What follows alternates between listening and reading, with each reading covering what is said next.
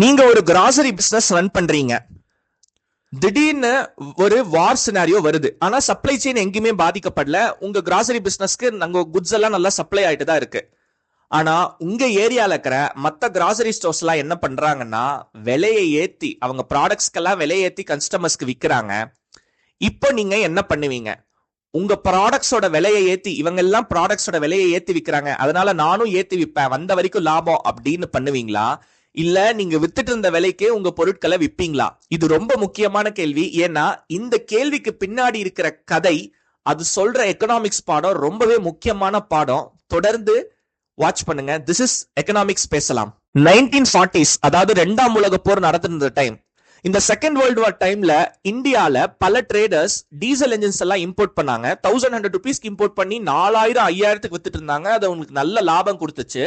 கிட்டத்தட்ட 260 இருந்து 360% ப்ராஃபிட் பர்சன்டேஜ்க்கு அதை வித்துட்டு இருந்தாங்க. ஆனா அவங்க கூட அதே மாதிரியே பிசினஸ் பண்ணிட்டு இருந்த டிவிஎஸ் அந்த ஸ்ட்ராட்டஜி எடுக்கல.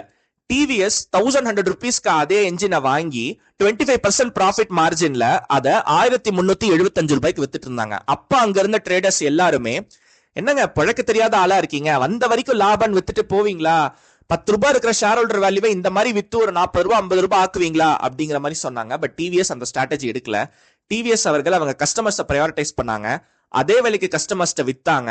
இதனால கஸ்டமர்ஸ் வந்துட்டு ரொம்ப சந்தோஷமானாங்க. அது மட்டுமே இல்ல, டிவிஎஸோட அந்த எக்ஸ்பீரியன்ஸ் அண்ட் அவங்களோட கஸ்டமர் சர்வீஸ் பிடிக்க போய் அவங்க இன்னும் நிறைய கஸ்டமர்ஸை உள்ள கொண்டு வந்தாங்க.